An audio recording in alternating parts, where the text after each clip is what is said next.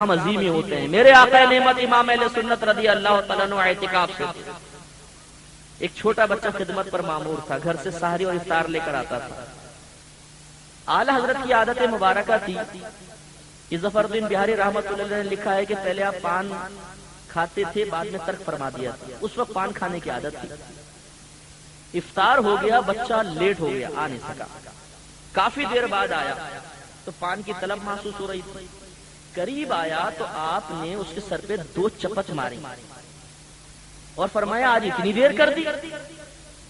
بچے نے کہا کہ حضور دراصل گھر سے ہی دیر ہو گئی تھی، گھر والوں نے دیر سے کھانا تیار کیا۔ اب وہ بچہ چلا گیا۔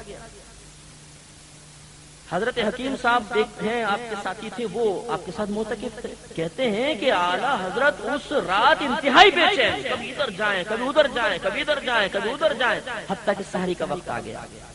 وہ بچہ سحری لے کر آیا، آپ نے کہا بیٹا سب سے پہلے ادھر آؤ۔ بچہ قریب آیا، اپنا امامہ اتار کے زمین پر رکھ دیا، فرمایا بیٹا میرے سر پہ 2 تھپڑ مارو۔ بچہ ایک دم گھبرا گیا، حضور یہ میں کیسے ہمت کر سکتا ہوں؟ فرمایا بیٹا تمہیں کرنی پڑے گی۔ اگر میدان معاشر میں اللہ نے پوچھ لیا کہ اے احمد رضا تو نے اس بچے کے 2 تماچے کیوں مارے، تو میں اللہ کو کیا جواب دوں گا؟ بیٹا تم بدلہ لے لو۔ بچے نے کہا مجھ سے نہیں ہو سکتا۔ فرمایا ٹھہرو۔ جلدی سے مسجد میں گئے، فقراء کی تقسیم کے لیے ایک لکڑی کے بکسے میں بہت سارا پیسے رکھے ہوئے تھے، وہ لے کر آئے، کھول کے کہا بیٹا دیکھو سارے دے دوں گا، تم 2 تھپڑ مار لو۔ اس نے کہا نہیں جی میں کچھ نہیں کر سکتا ہوں، میں نے آپ کو معاف کیا۔ فرمایا تم نابالغ کو بیٹا معاف کرنے کا تو حق ہی نہیں ہے، مارنے ہی پڑیں گے۔ اس نے کہا میں نہیں کر سکتا۔ آپ نے فرمایا تم نہیں کر سکتے تو بیٹا ہم کریں گے۔ اس کا ہاتھ لیا اور 2 اپنے سر پہ چپت لگائی اور پھر سارا بکسا بھی اسی کو دے دیا۔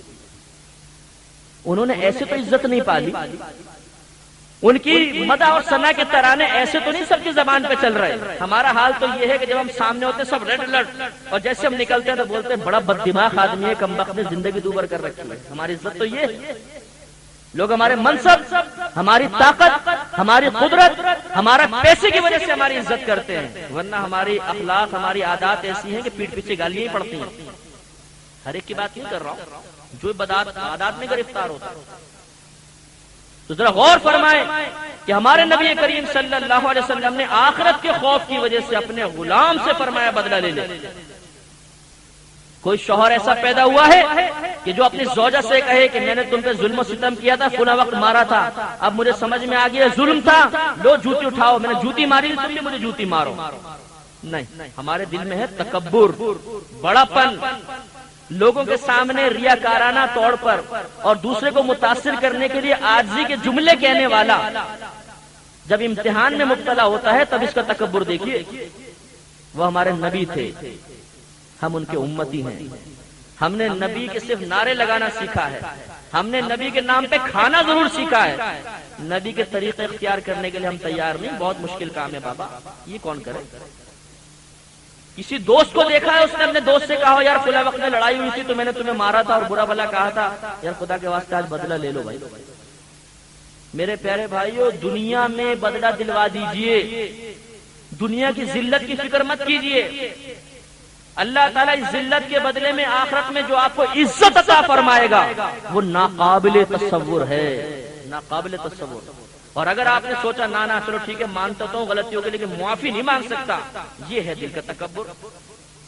بعض تو ایسے متکبرین بھی دیکھے ہیں کہ انہوں نے ماں باپ کے سامنے بدتمیزی کی، ان کا دل توڑا، جن کے بارے میں اللہ نے فرمایا وَلَا تَقُلْ لَهُمَا أُفٍّ وَلَا تَنْهَرْهُمَا، ان ماں باپ کو اف بھی مت کہو اور ان کو ڈانٹو مت۔ اور جب انہیں پیار، شفقت، محبت سے سمجھایا گیا تو انہوں نے کہا میں اعتراف کرتے ہیں کہ ہم سے غلطی ہوئی لیکن ماں کے قدموں میں نہیں گر سکتے، والد سے معافی نہیں مانگ سکتے۔ دل کے تکبر نے ہاتھوں کو روک دیا، جڑنے نہیں دیا، اور اسی طرح پھر ماں باپ کا انتقال ہو گیا۔ یہ بدبختی ہے۔ اس لیے میرے پیارے بھائیو ہمت کیجئے، اللہ کی بارگاہ میں اگر آپ چاہتے ہیں کہ سرخرو ہو کر پہنچیں تو اس سنت نبی کو اختیار کریں۔ یہ خلق مصطفیٰ ہے کہ دنیا میں ہی بدلہ دے جاؤ، آخرت کے لیے کچھ جمع مت رکھو۔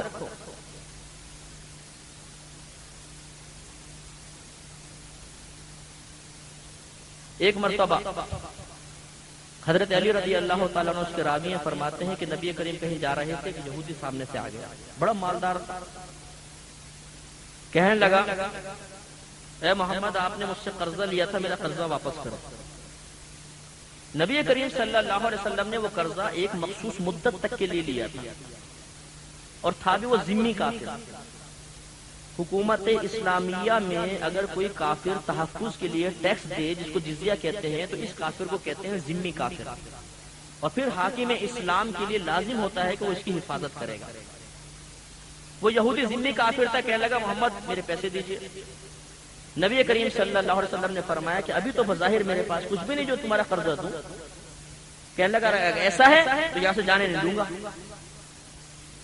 اب آج کو کوئی صاحب منصب ہوتا، پیچھے اتنا زبردست پروٹوکول، جان قربان کرنے والے صحابہ اشارہ فرماتے پہ جاؤ، ٹوٹ پڑو، مارو اس کو، ذرا سمجھاؤ۔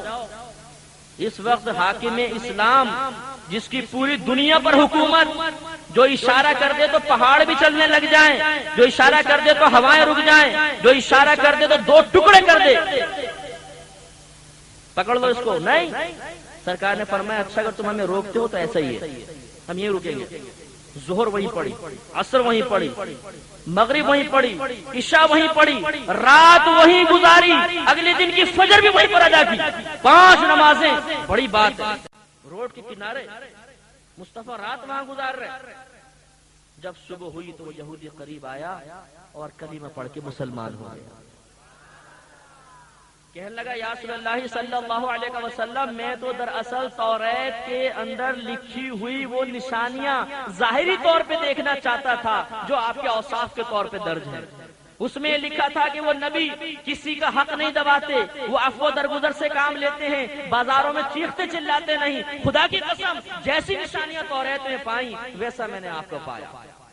کلمہ پڑھ کے مسلمان ہو گیا۔ حضرت علی فرماتے ہیں کہ بہت زیادہ اس نے مال، اپنا تقریباً آدھا مال سرکار کی بارگاہ میں پیش کیا، یا رسول اللہ اس کو جس سے چاہے آپ استعمال فرمائیں۔ تو دیکھیے یہ اس کا ایک حق تھا قرضہ مانگنا، سرکار نے کیسے اس قرضے کو، اس حق کو ادا فرمایا۔ تو ہمیں